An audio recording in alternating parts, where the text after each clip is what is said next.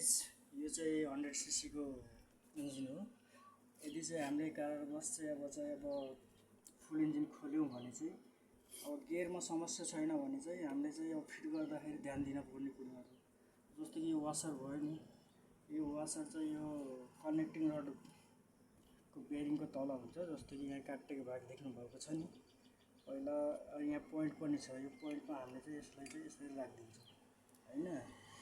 अनि एउटा ध्यान दिन पर्ने कुरा चाहिँ यो स्प्रिङ यदि किकवाला हो भने चाहिँ हामीले यो पहिल्यै नै राख्नुपर्छ, हैन भने यसले चाहिँ डबल खोल्न पर्ने हुन्छ। हामी यसलाई चाहिँ मजाले मोबिलमा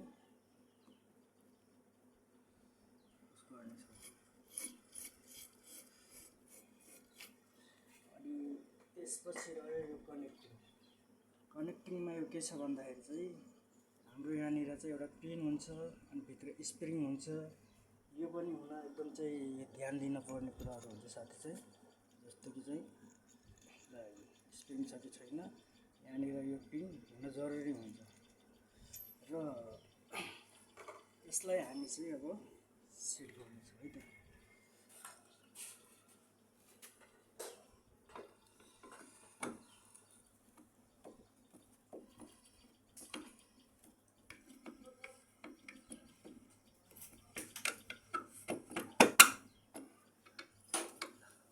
यो भइसकेपछि हामी यहाँबाट चाहिँ मोबिल हाल्नेछौँ साथी हैन।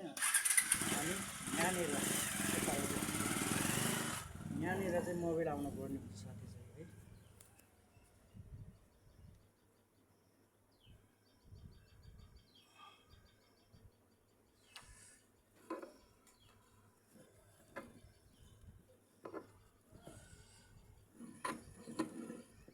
ल मोबिल आइसक्यो ल हेर्नु है, मोबिल चाहिँ आइसक्यो।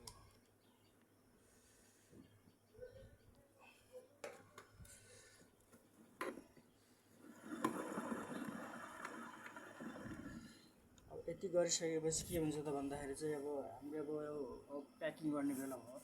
अब जस्तो कि चाहिँ हामीले चाहिँ यो यसमा चाहिँ अब रिजी बोन्ड लाएर हामी चाहिँ सेट गर्छौँ भने चाहिँ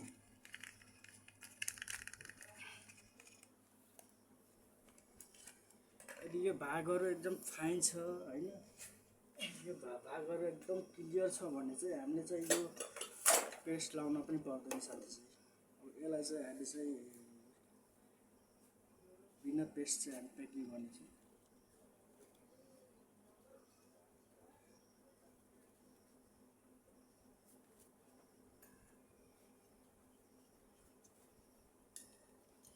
अब यति हो साथी चाहिँ।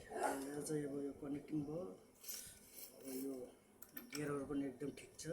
यदि चाहिँ हामीले चाहिँ अब यो कनेक्टिङको लागि चाहिँ इन्जिन ओपन गरेछौँ, गियरमा समस्या छैन भने चाहिँ त्यो त यतापट्टि केही गर्नै पर्दैन, राम्रोसित सफा गर्ने अनि यहाँ माथिपट्टि वासर छ कि छैन त्यो चेक गर्ने अनि यो ख्याल गर्न पर्यो स्प्रिङलाई। अनि यसलाई चाहिँ यसरी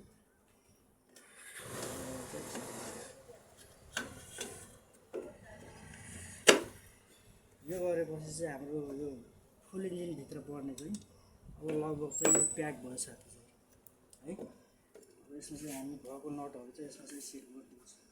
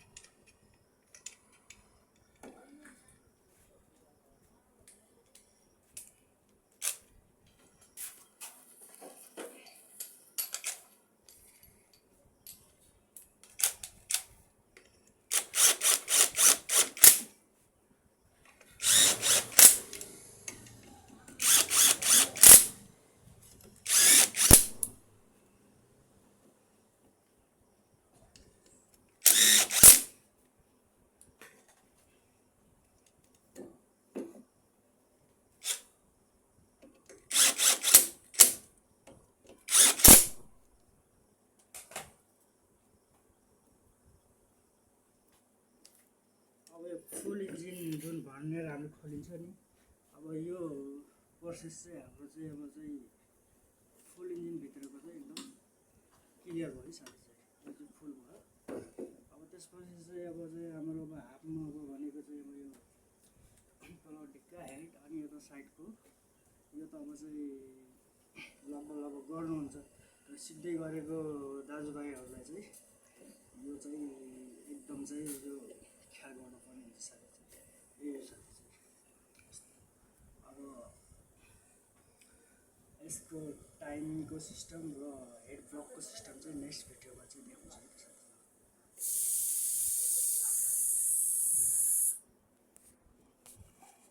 फुल भइसकेको रहेछ कि